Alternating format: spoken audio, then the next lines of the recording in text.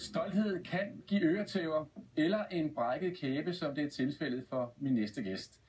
Derfor opfordrer han nu andre unge til at stikke halen mellem benene, når de bliver provokeret i nattelivet. Velkommen Jesper Hald. Tak skal du have. Det er jo i sidste weekend, Jesper, at du er i byen i København. Du er på Strøget. I er på vej hjem fra en bytur. Du står ude foran en bar sammen med en af dine gode venner, da en mand fra en anden gruppe sådan råber efter jer. Og hvad er det så, der sker? Jamen det der sker, det er, at han konfronterer mig, eller råber noget efter os. Og det vælger jeg at svare tilbage på, og vælger egentlig at deltage i en eller anden ligegyldig fuldemandsdiskussion, som sagtens skulle være undgået. Og min ven, han sætter sig ind i taxaen, som vi faktisk har fået præget hen. Men jeg skal lige stå og diskutere færdig med ham her, og lige pludselig så ender jeg i asfalten. Fordi han har slået dig? Fordi han har slået mig ned. Ja. I tager så den her taxa hjem til nogle venner. Du kan ikke rigtig huske noget om det her slag, vel?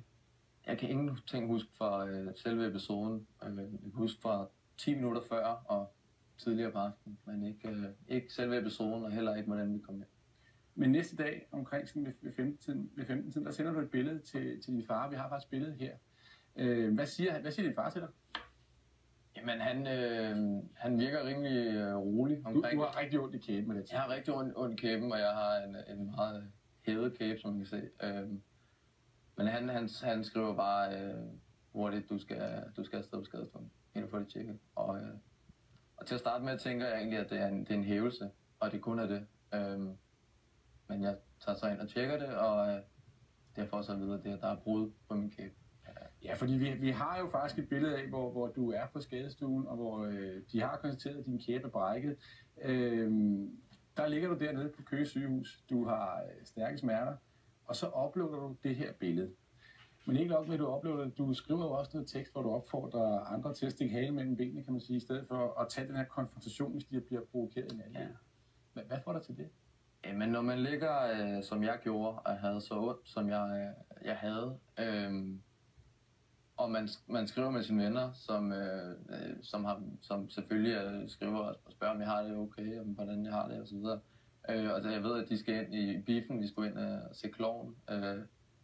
Og så ligger jeg der med smerter, og drikker yoghurt med sugerør, og tænker, altså, hvorfor skal jeg ligge her? Altså, hvorfor var det værd, det jeg nu engang skulle diskutere med den her mand?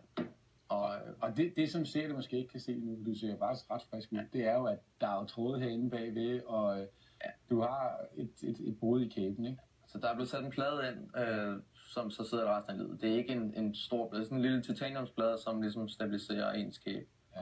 Og så har jeg nogle skruer i munden, som jeg skal have taget ud om en uges tid. Og du føler, at det her det kunne have været undgået, du kunne have vendt om, du kunne have gået. Hvorfor kan det være svært at vende om og gå, når man er i byen om aftenen? Men det er jo, kunne jeg forestille mig for mange, især på fyre stoltheden, der er noget at sige. At man ikke har lyst til at tabe ansigt, og man har ikke lyst til at bakke ud af en situation. Og det kan jo altså det kan være fordi, at man ikke vil tabe ansigt over for ens venner, modstanderen. Er det det, der har været tilfældet for dig? Ikke nødvendigvis, at jeg har følt min ven, og jeg ved, jeg vil gøre det samme. Ham jeg var sammen med. Men i den her situation tror jeg, at det var, at jeg var uenig med ham her, om hvad vi end har diskuteret. Og jeg synes ikke, at han skulle have lov til at kalde mig de ting, han gjorde. Og jeg synes, jeg vil give ham, altså vi har ligesom stået og diskuteret, og det var ligesom stoltheden, tror jeg, at der satte ind. Og så tænkte jeg bagefter, der lå på alt, det var ikke det værd. Og nu skal jeg spise tomatsuppe i 5 uger, fordi jeg skulle stå og snakke med ham med fyren, i stedet for at bare vende ryggen til at gå. Ja. Og grunden til, at du sidder her, og grunden til, at du har lagt det her op på Facebook, det er, at du vil jo rigtig gerne have, at måske andre også ligesom lærer af dine fejltagelser og siger, det kan godt undgås. Men når du nu står næste gang i byen, og måske har fået noget at drikke, altså hvordan vil du så håndtere den situation, hvis den byder sig igen? Er du klar til at gå? Det er jeg. Jeg vil sige, også forlade den gode fest? Jamen det er jo lidt det. Det er jeg.